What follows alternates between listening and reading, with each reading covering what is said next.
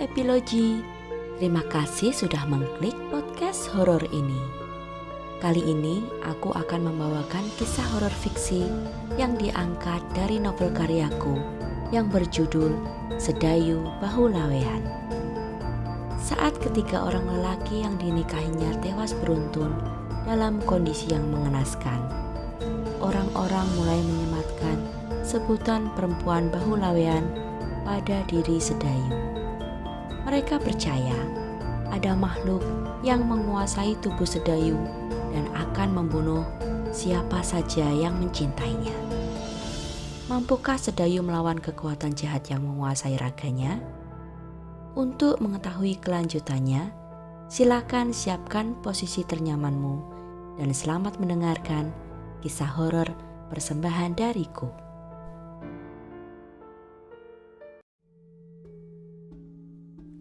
Mau ku bikinkan teh, Mbok?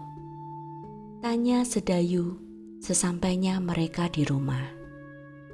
Boleh, jawab Nyai Sumirah sembari mengangguk.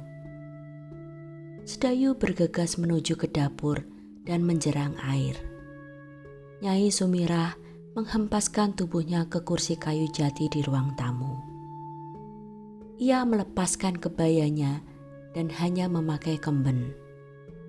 Perempuan itu memijat pelipis dan memejamkan matanya. Lengannya bertumpu pada sandaran kursi. Pusing, Mbok? Sedayu sudah muncul kembali dengan nampan dan 2 cangkir teh yang panas mengepul. Nyai Sumirah menggumam. Sedayu duduk di seberang Nyai Sumirah. Lantas, langkah apa yang harus kita lakukan, Mbok? Nyai Sumirah menghela napas. Dengan mata yang masih menutup, ia menyandarkan kepalanya. Kedua lengannya kini bertumpu di kiri kanan tubuhnya. Aku akan menikahi Ki Sutopo, Nduk. Ucapan itu membuat Sedayu membelalakkan matanya. Jangan bercanda seperti itu, Mbok, sergah Sedayu. Siapa yang bercanda? Si Mbok tidak sedang bercanda. Tetapi mana mungkin Mbok bisa menikahi lelaki seperti itu? Aku tidak setuju. Apakah karena hutang si Mbok? Bukankah Kakang Warto sudah memberi banyak uang untuk melunasinya?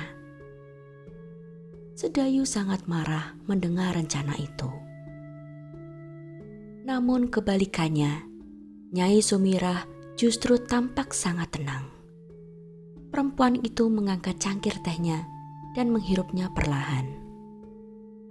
Sedayu menggertakkan rahang dan menutup mulutnya rapat-rapat. Ia benar-benar merasa sangat jengkel.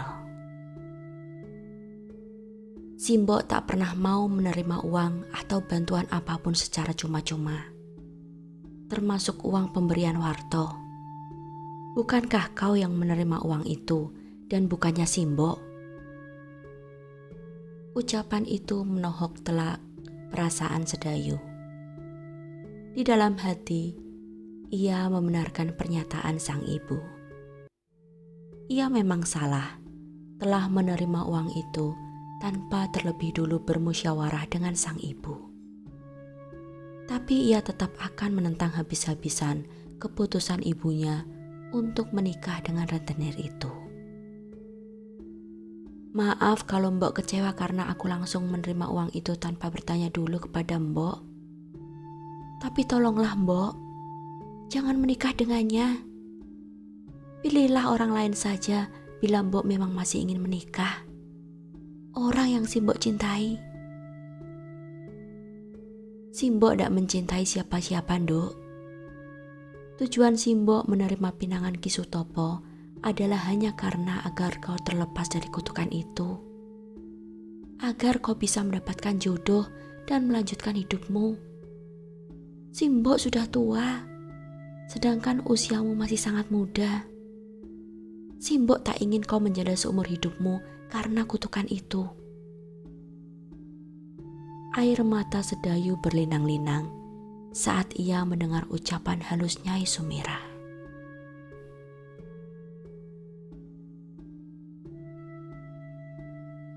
Warto datang untuk menjemput Sedayu. Esok pagi, mereka akan memeriksakan kaki Sedayu ke rumah sakit. Sepanjang perjalanan, Sedayu menjadi sangat pendiam. Raut wajahnya begitu kusut dan murung. Beberapa kali, Warto mencoba mengajaknya mengobrol, namun hanya mendapatkan jawaban yang singkat. "Kamu ndak suka bertemu denganku lagi ya, Yu?" tanya lelaki itu dengan pandangan lurus ke depan. Sedayu tergeragap mendengar pertanyaan itu. "Ah, ndak kok Kang. Aku malah berterima kasih Kang Warto masih mau susah payah menjemputku," jawab Sedayu Riko. "Kalau begitu, pasti ada hal lain yang mengganggu pikiranmu. Bicarakan saja Yu, aku akan siap mendengarkan. Aku tak tahan kalau kau berdiam diri dan murung seperti itu. Kita seperti bermusuhan saja." Mendengar teguran itu, Sedayu pun menjadi tak enak hati. Akhirnya, ia pun memutuskan untuk bercerita. Toh nantinya juga pasti Warto akan bertanya-tanya mengapa Sedayu mengembalikan uang yang sedianya akan digunakan untuk membayar hutang kepada Ki Sutopo. Cerita itu mengalir lancar meski Sedayu mengucapkannya dengan kesedihan mendalam. Beberapa kali Warto mengusap wajahnya. Lelaki itu diam mendengarkan hingga cerita Sedayu usai. "Begitulah Kang," Sedayu menutup ceritanya. "Menikahi Ki Sutopo bukanlah satu-satunya jalan, Yu. Aku pun mengatakan hal itu kepada Simbok, Kang. Namun kami tak menemukan solusi lain selain menunggu kematian rentenir itu. Jujur, aku tak percaya dengan perkataan Mbah Ratri. Kematian kedua mendiang suamimu hanyalah sebuah kebetulan, Yu. Kalau itu sebuah kebetulan, bagaimana Kakang bisa menjelaskan dari mana Mbah Ratri bisa tahu wetonku dan Simbok sama? Juga, bagaimana Mbah Ratri bisa mengetahui ciri-ciri Ki Sutopo?" gugat Sedayu. Ia mulai merasa marah. Warto terdiam dan menutup mulutnya rapat-rapat. Ia tak bisa menjawab pertanyaan itu. Akhirnya, sepanjang sisa perjalanan mereka lalui dengan saling membisu.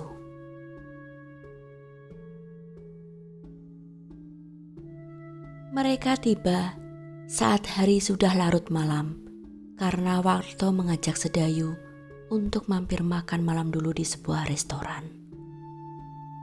Sedayu kembali ditempatkan di kamar yang ia tempati beberapa hari lalu. "Nah Yu, istirahatlah. Besok pukul 8 pagi aku ke toko dulu. Kamu bersiap dan sarapan saja. Aku sudah bilang Mbak Sri kalau kamu mau datang. Sekitar pukul 10 aku jemput. Kita ke rumah sakit," ujar Warto beruntun. "Baik Kang," jawab Sedayu. Warto meletakkan tas jinjing berisi beberapa pakaian Sedayu di atas meja kamar. "Sebenarnya aku masih ingin mengobrol denganmu, tapi malam sudah larut. Sebaiknya kita beristirahat saja. Kamu juga pasti sangat capek." Sedayu hanya mengangguk. Ia tak merasa lelah, namun mungkin memang tak sepantasnya bila mereka masih mengobrol berdua di malam selarut ini. Warto menatap sekilas kepadanya, lalu berbalik dan menutup pintu kamar. Sedayu menunggu beberapa saat sebelum mengunci pintu itu. Sedayu membuka tasnya dan mengeluarkan sehelai daster. Meski sudah hampir pukul 11, ia tetap saja memutuskan untuk mandi. Tubuhnya serasa lengket karena nyari sepanjang hari berada di perjalanan. Ia masih berjalan dengan berpegangan pada dinding. Namun, Sedayu sudah tidak membutuhkan tongkatnya lagi. Selesai mandi, ia mematikan lampu kamar dan membaringkan tubuhnya.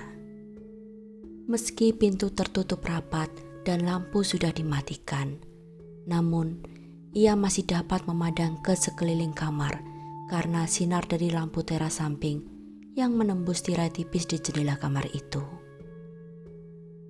Sedayu enggan beranjak untuk menutup tirai yang tebal. Entahlah, ia sama sekali tidak mengantuk. Kembali ke rumah ini membuat perasaannya campur aduk.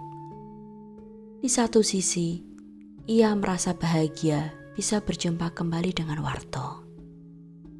Namun, ia juga sedikit khawatir dengan respon Galuh. Apa yang akan dikatakan gadis itu esok pagi bila ia mendapati Sedayu kembali ke rumah mereka?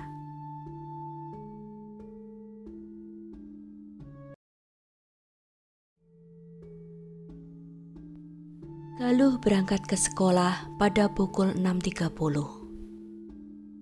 Barulah sekitar pukul 7, Sedayu keluar dari kamar itu. Ia mendengar kesibukan di dapur. Tercium aroma seduhan kopi yang kuat dan bumbu dapur yang ditumis. Mbak Yu Sedayu, ayo sarapan Mbak, sambut Mbak Sri saat Sedayu melangkah memasuki dapur. Warto mengangkat kepalanya dari cangkir kopi yang dihirupnya. Ia tertegun memandangi Sedayu yang tampak segar setelah mandi. Iya Mbak Sri, suwun, jawab Sedayu. Ia menyambut sebuah piring yang Mbak Sri ulurkan dan mulai mengisinya dengan nasi goreng. Sudah enakan kakinya Mbak? Iya Mbak Sri, nanti kami kontrol ke rumah sakit. Oh, syukurlah kalau begitu, sahut perempuan itu dengan senyuman tulus. Sudah makan Kang? Tanya Sedayu. Sebuah pertanyaan basa-basi karena Sedayu melihat ada sebuah piring di hadapan lelaki itu yang berisi beberapa butir sisa nasi goreng. Ia hanya tak tahu bagaimana harus membuka percakapan pagi itu dengan Warto. Sudah Yu, tinggal ngabisin kopiku, lalu aku berangkat ke toko dulu. Atau kamu mau ikut sekalian ke toko? Jadi kita bisa langsung ke rumah sakit dari sana. Kebetulan jalannya searah. Sedayu berpikir sejenak. Ia sudah mandi dan sedang menikmati sarapannya. Selebihnya, tak ada lagi yang akan ia lakukan. Mungkin ada baiknya bila ia ikut bersama Warto ke toko, agar lelaki itu tak perlu repot kembali lagi untuk menjemputnya ke rumah. Baiklah Kang, jawab Sedayu. Kalau begitu, selagi kamu menyelesaikan sarapanmu, aku ganti baju sebentar dan menyiapkan barang-barangku. Sedayu mengangguk. Warto meletakkan cangkir kopinya, lalu pergi meninggalkan dapur. Mbak Sedayu mau teh? Tanya Mbak Sri. Nggak usah Mbak, repot-repot bikinin, biar aku minum air putih saja, tolak Sedayu. Nggak bikin kok Mbak, sudah ada di toko, tinggal nuang saja. Aku ambilkan ya Mbak. Sedayu pun mengangguk dan berterima kasih. Pak Warto itu orang baik, sikapnya perhatian sekali sama Mbak. Bagiku, kalian berdua kelihatan cocok sekali. Ah, Mbak Sri ini ngomong apaan sih? Jawab Sedayu sambil tertawa pelan. Iya loh Mbak, kalian cocok sekali. Pak Warto ganteng, Mbak Sedayu cantik, pas lah. Iya pas, kita pergi sekarang Sedayu. Tiba-tiba terdengar suara Warto menyela. Serentak Mbak Sri dan Sedayu menoleh ke arah pintu. Pipi Sedayu memerah. Ia luar biasa malu saat menyadari bahwa Warto mendengar percakapan mereka dan mengiyakan perkataan Mbak Sri. Sementara Mbak Sri hanya meringis saat Warto menangkap basah dirinya yang sedang membicarakan sang majikan. Mereka tiba di toko bangunan milik Warto yang ternyata tak begitu jauh dari rumah, hanya sekitar 10 menit mengendarai mobil.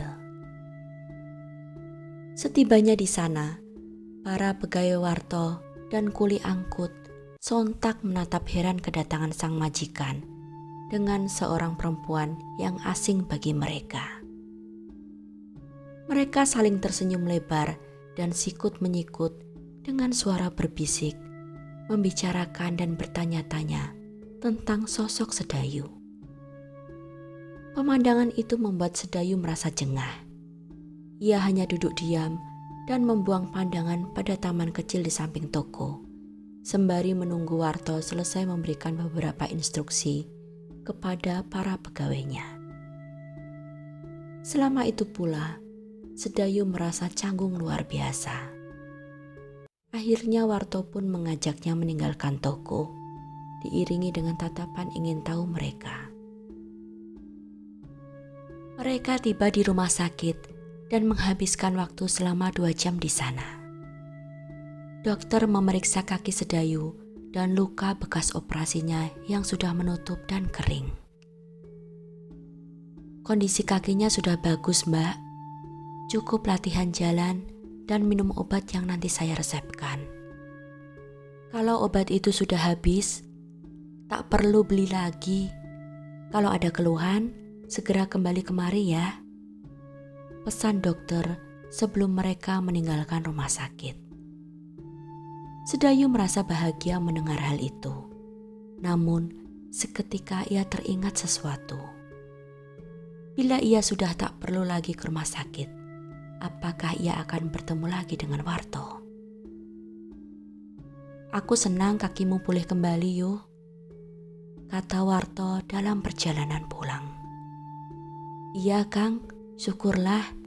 Jadi aku bisa segera pulang, jawab Sedayu. Warto menoleh kepadanya. Apa kau tidak mau tinggal beberapa hari lagi di rumahku, Yu? Tidak, Kang. Nggak enak sama tetangga, nanti Kakang malah jadi bahan gunjingan.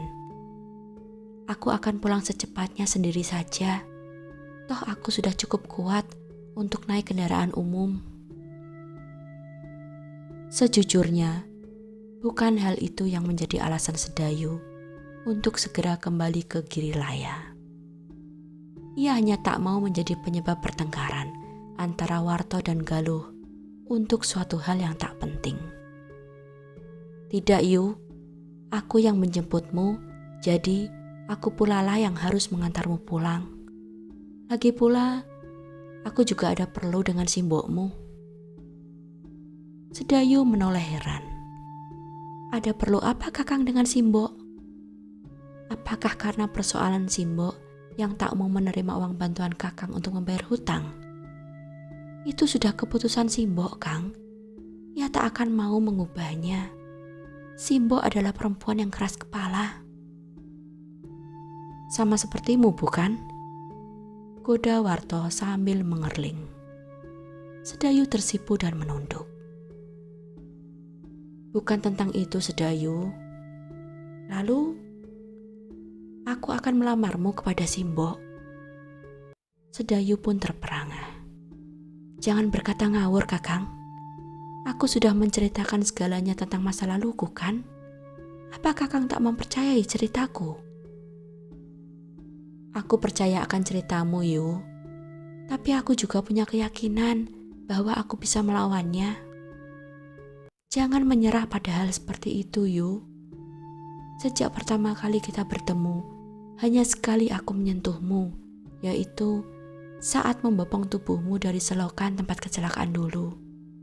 Semenjak itu hingga hari ini, aku sama sekali tak pernah menyentuhmu, bukan? Dalam hati Sedayu membenarkan perkataan itu. Hal itu membuatku gila, Yu. Hampir tiap detik, aku selalu mengingat kejadian itu dan harus mengendalikan hasratku agar tak menyentuhmu lagi. Aku bertanya kepada diriku sendiri, ini bukan sekedar nafsu. Aku benar-benar mencintaimu, Yu. Sedayu pun tak mampu berkata apa-apa lagi.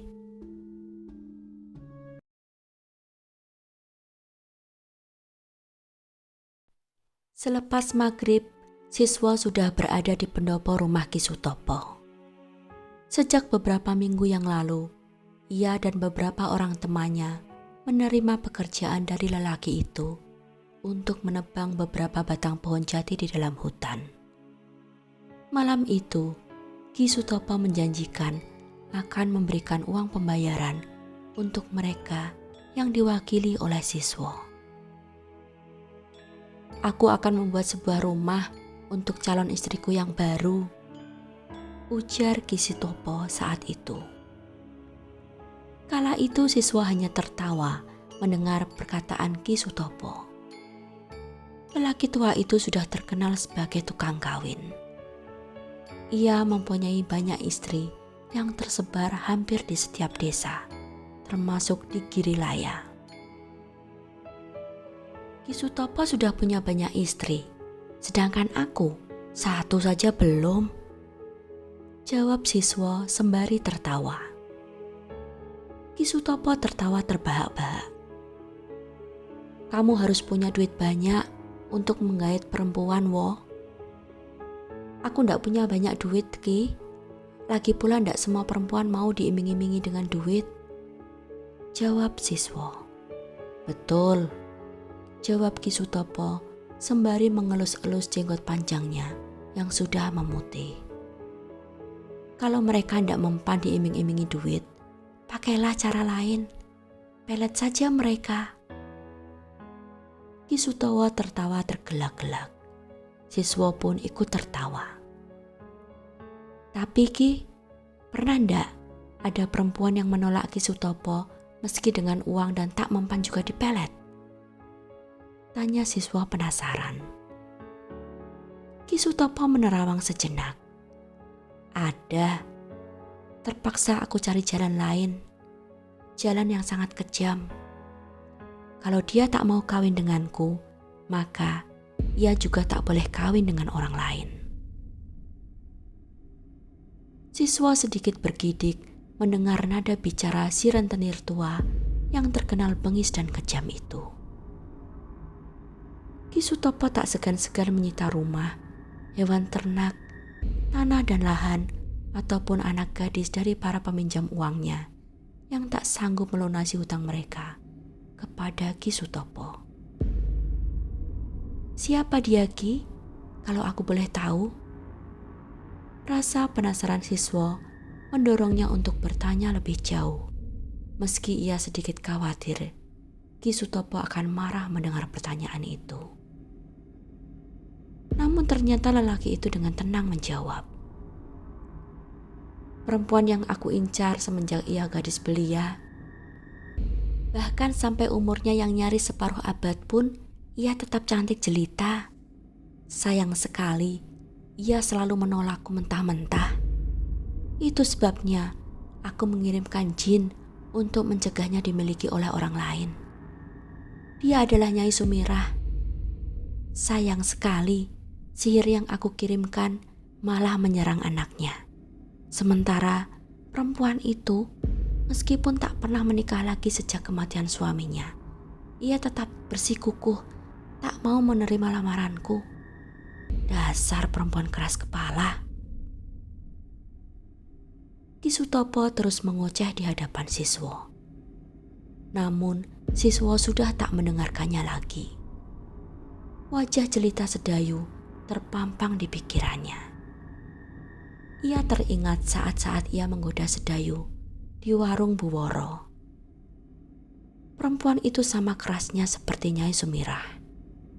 Ia bersikap ketus kepada siswa yang jelas-jelas menunjukkan ketertarikan kepadanya.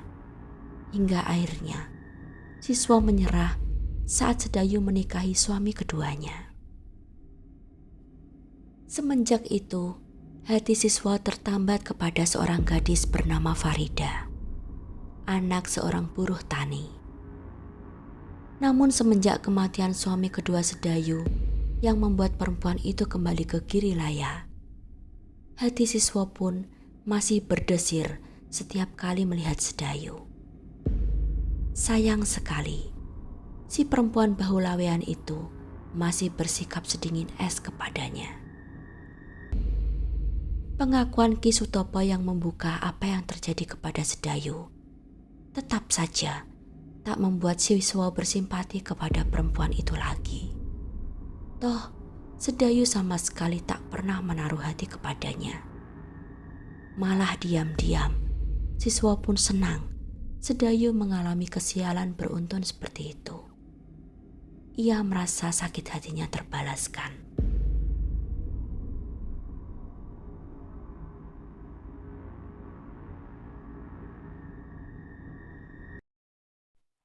Sepulang mereka dari rumah sakit, Warto pun langsung kembali ke toko.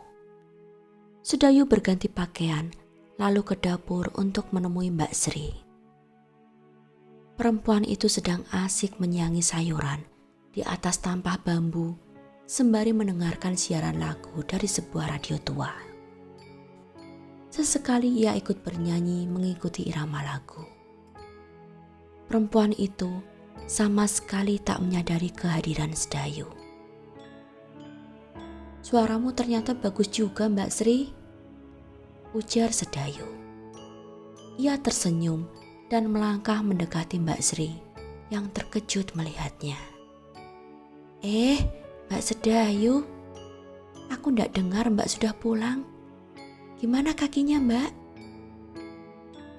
Mbak Sri memutar salah satu tombol besar di depan radio.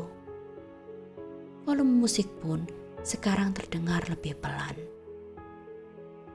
"Sudah mulai pulih kok. Kata dokter, aku ndak perlu balik lagi ke rumah sakit, kecuali kalau terjadi sesuatu atau rasa ngilu yang tak wajar." Mbak Sri bergeser di atas dipan kayu dan mempersilahkan Sedayu untuk duduk. "Syukurlah kalau begitu, jadi Mbak ndak perlu bolak-balik ke rumah sakit lagi," ujar Mbak Sri tulus. "Dan tak perlu bolak-balik datang dan menginap di rumah ini." Sedayu dan Mbak Sri sama-sama terkesiap mendengar suara keras itu. Mereka berpaling ke arah pintu. Galuh menatap tajam kepada Sedayu. Tubuhnya yang masih berbalut seragam sekolah tampak kaku. Kedua telapak tangannya mengepal di sisi tubuhnya. Gadis itu tampak sangat marah. Mbak Sri tampak salah tingkah. Sedayu bangkit dari duduknya. Namun tampaknya Galuh sama sekali tak mau mendengar sepatah kata pun dari Sedayu. Segera saja ia membalikkan badan dan meninggalkan dapur. Sedayu masih berdiri selama beberapa detik di sana, terpaku karena sikap permusuhan yang jelas-jelas Galuh tunjukkan kepadanya. Dengan canggung, ia berbalik dan kembali duduk di sebelah Mbak Sri. "Sabar, Mbak, memang begitu dia," bisik Mbak Sri sambil menundukkan kepala. Ia khawatir Galuh masih bisa mendengarkan ucapannya. "Seharusnya Galuh tidak perlu khawatir. Toh besok pagi aku sudah kembali ke Girilaya. Kalau siang atau sore ini kami berangkat, Kang Warto harus kembali dan menempuh perjalanan di tengah malam buta. Kasihan dia. Itu sebabnya ia memutuskan untuk berangkat besok pagi saja, agar ia bisa kembali ke rumah ini sebelum tengah malam," ujar Sedayu. Mbak Sri hanya diam mendengar penjelasan Sedayu.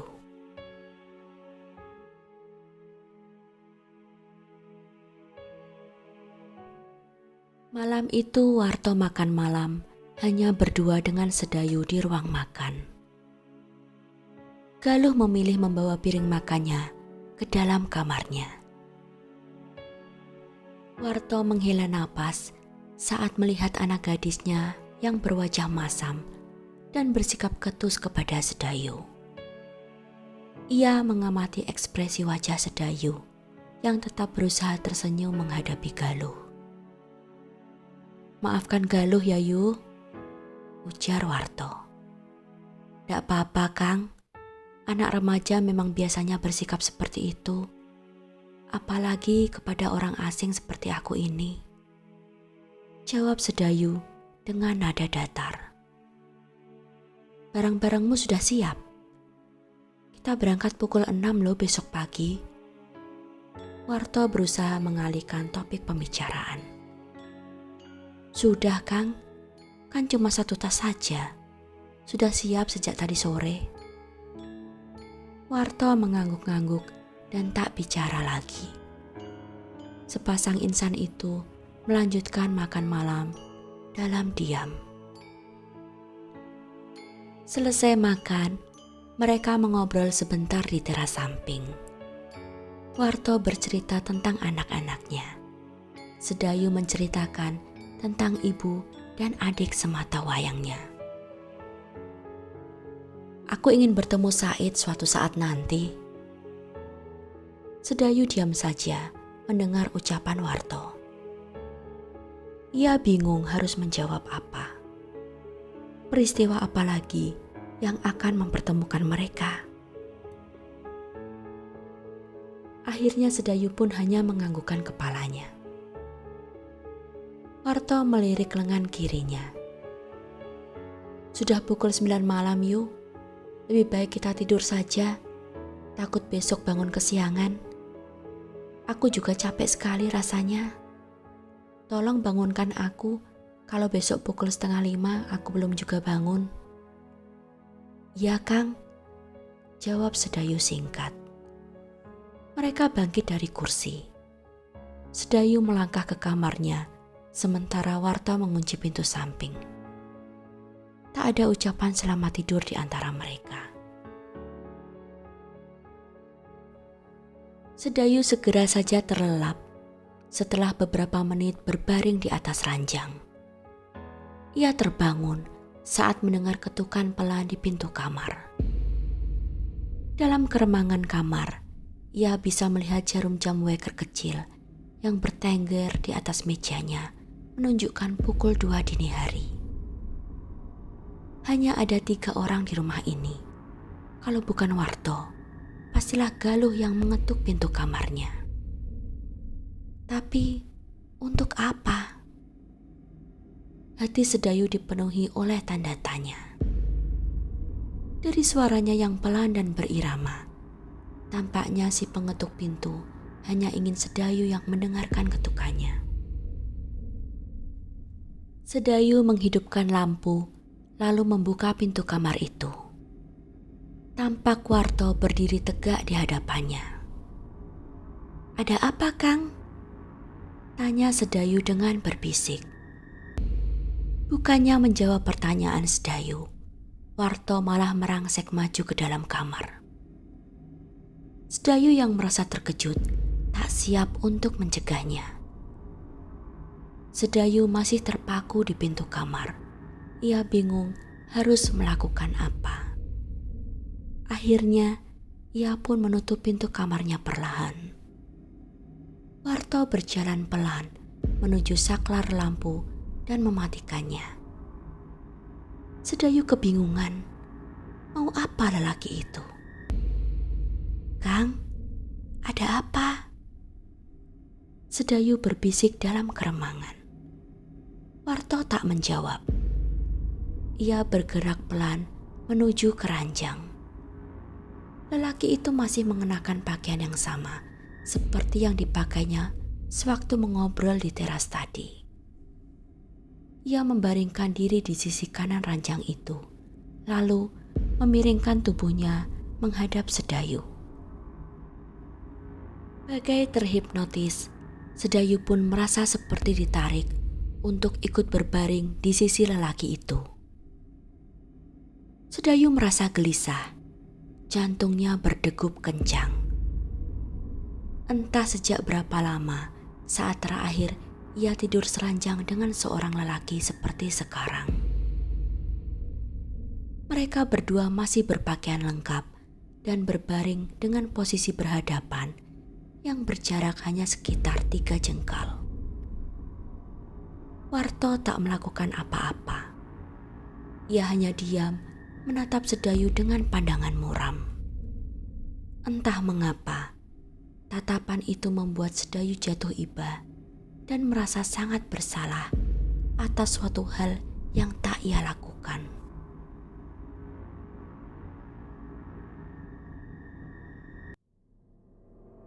Sedayu merasa sangat kebingungan. Tanpa disadarinya, jemarinya perlahan terulur menyentuh wajah Warto. Lelaki itu tak bereaksi. Ia terus menatap Sedayu. Sedayu mengusap-usap pipi Warto dengan punggung jemarinya. Wajah itu terasa dingin di bawah telapak tangannya. Tiba-tiba saja, Sedayu merasa sangat kesepian. Ia menyadari kesamaan mereka berdua, sama-sama ditinggal orang tercinta untuk selama-lamanya. Sedayu merasakan dorongan untuk mencium lelaki itu. Dalam hati kecilnya, ia mengakui itu bukanlah hal yang pantas. Tapi mengapa Warto memasuki kamarnya pada tengah malam seperti ini? Bukankah itu juga hal yang tak sepantasnya? Entahlah. Sedayu hanya merasakan kedekatan emosional dengan lelaki penolongnya. Sedayu beringsut mendekat hingga jarak wajah mereka hanya beberapa senti saja. Ia memejamkan mata dan mulai mencium Warto. Namun, baru saja bibirnya hampir menyentuh bibir lelaki itu. Tiba-tiba saja, penciumannya menyergap bau busuk yang sangat menyengat. Bau busuk yang familiar. Seketika Sedayu membuka matanya, bertepatan dengan saat Warto berbicara. "Sedayu, tolong aku." Suaranya serak, terpatah-patah, seakan keluar dari tenggorokan yang terluka. Jantung Sedayu serasa nyaris meloncat saat melihat wajah di hadapannya bukanlah wajah Warto. Itu Ajisaka. Secara refleks, Sedayu bangkit dari tempat tidur dan berdiri dengan gemetar bersandar pada dinding. Tubuhnya terasa lunglai, nyaris seperti tak bertulang lagi. Dalam ketakutannya, Sedayu mencoba memicingkan mata untuk memastikan bahwa penglihatannya memang tak salah. Dan benar saja, itu memang sosok Ajisaka. Tubuh yang terbaring menyamping itu bergerak-gerak kaku seperti kejang. Sekujur permukaan kulitnya penuh luka menganga yang berbau anyir dan busuk. Sungguh menjijikkan. Mata Ajisaka melotot lebar memandangi Sedayu. Kedua lengannya terangkat, seolah ingin menggapai Sedayu yang semakin memepet dinding dan akhirnya meringkuk di sana. Makhluk itu terus memanggilnya. "Sedayu, tolong aku." Meski Sedayu sudah memejamkan matanya rapat-rapat, ia seperti masih bisa melihat koyakan kulit yang terkelupas dan menggantung di lengan Ajisaka. Telinganya pun masih mendengar suara Ajisaka yang seperti keluar dari lubang menganga di tenggorokannya. Sedayu tak ingin melihatnya. Ia ingin berlari, namun kakinya tiba-tiba kembali terasa ngilu. Bahkan lebih nyeri daripada saat ia terhempas ke dalam selokan itu. Sedayu berdoa dalam hati agar makhluk itu tak bisa menggapainya. Namun harapan Sedayu hanyalah sia-sia belaka. Ia mendengar ranjang itu berderit. Bau busuk menyengat itu terasa semakin kuat merasuki penciumannya. Ia bisa mendengar napas makhluk itu yang mendengkus-dengkus. Semakin dekat dan dekat, hingga Sedayu bisa merasakannya di depan wajahnya. Sedayu. Wajah makhluk itu kini hanya beberapa senti di depan wajahnya. Tidak, pergi. Sedayu menjerit histeris. Ia menangis terisak dan tubuh gemetar hebat. Tiba-tiba saja pintu kamar terbuka dan terbanting keras. Sedayu, kamu kenapa? Warto menyerbu masuk ke dalam kamar itu dan langsung memeluk Sedayu yang nyaris pingsan di sudut kamar. Jangan sentuh aku, pergi. Perempuan itu masih berusaha meronta meski tenaganya sudah lemah. Ia terus menangis tanpa henti. Shh, sudah, ini aku, Warto. Kamu mimpi buruk yuk, sudah. Sekarang tidak ada apa-apa. Warto bangkit dan menyalakan lampu kamar. Kini ia bisa melihat dengan jelas keadaan Sedayu yang menyedihkan. Perempuan itu meringkuk tak berdaya dengan wajah penuh air mata dan tubuh yang basah oleh keringat. Ia masih menangis meski suaranya kini lebih lirih. Warto melihat ke arah jam weker. Sudah hampir pukul 4 pagi. Sepertinya mustahil bagi mereka untuk melanjutkan tidur lagi karena sebentar lagi harus bersiap untuk berangkat.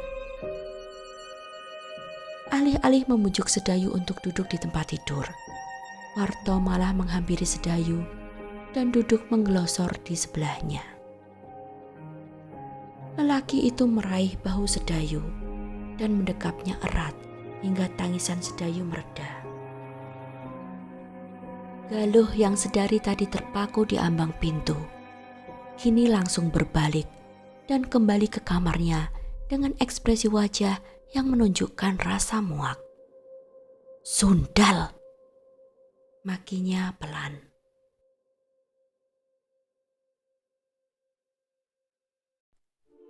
Demikianlah akhir part ke-10 dari kisah horor fiksi yang berjudul Sedayu Bahu Lawean.